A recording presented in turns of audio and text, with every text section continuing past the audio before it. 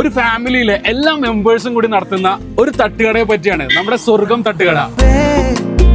ശരിക്കുള്ള സ്വർഗത്തിൽ പോയാൽ പോലും ഇത്ര ടേസ്റ്റുള്ള ഒരു ഫുഡ് കഴിക്കാൻ പറ്റിയെന്ന് വരില്ല കേട്ടോ. നമ്മുടെ ഗുരുവായൂര് ഇനി ട്രെൻഡിങ് ആവാൻ പോകുന്ന ഐറ്റാണ് ഇത്. മനോജ് ആക്ച്വലി 1.5 ലക്ഷം രൂപ സാലറി മേടിച്ചിരുന്ന മനോജാണ്. പുള്ളി പാഷന്റെ പുറത്തില്ലേ ഒരു എക്സ് പ്രവാസിയാണ്. ഈ കോരി ഒഴിക്കുന്ന ഇസ്റ്റവും ബ്രെഡും വെറും 80 രൂപയേ ഉള്ളൂ. വൈകുന്നേരം 6 മണിക്കേ തട്ടുകട തുറക്കുള്ളൂ, പക്ഷെ 5 മണിക്കേ തിരക്ക് തുടങ്ങി. സ്വർഗം തട്ടുകടയിൽ വന്നു കഴിഞ്ഞാലേ മസ്റ്റ് ആയിട്ട് ട്രൈ ചെയ്യേണ്ട സാധനമാണ് കേട്ടോ. മിസ് ചെയ്ത് കഴിഞ്ഞാൽ നിങ്ങളുടെ നഷ്ടം എന്ന് മാത്രമേ പറയുള്ളൂ. ഇത്രയും ടേസ്റ്റ് ഉള്ള ഒരു ഇസ്റ്റവും ആവിയിൽ പുഴുങ്ങിയ ബ്രെഡും ഞാനിതിനു മുമ്പ് കഴിച്ചിട്ടില്ലേ. ഇത്ര പഞ്ഞ് പോലത്തെ ഒരു ബ്രെഡ് ഉണ്ടല്ലോ, അത് ഈ മൊരിഞ്ഞ ബീഫിൽ ഇങ്ങനെ മുക്കിയിട്ട് ഇങ്ങനെ എടുക്കുക.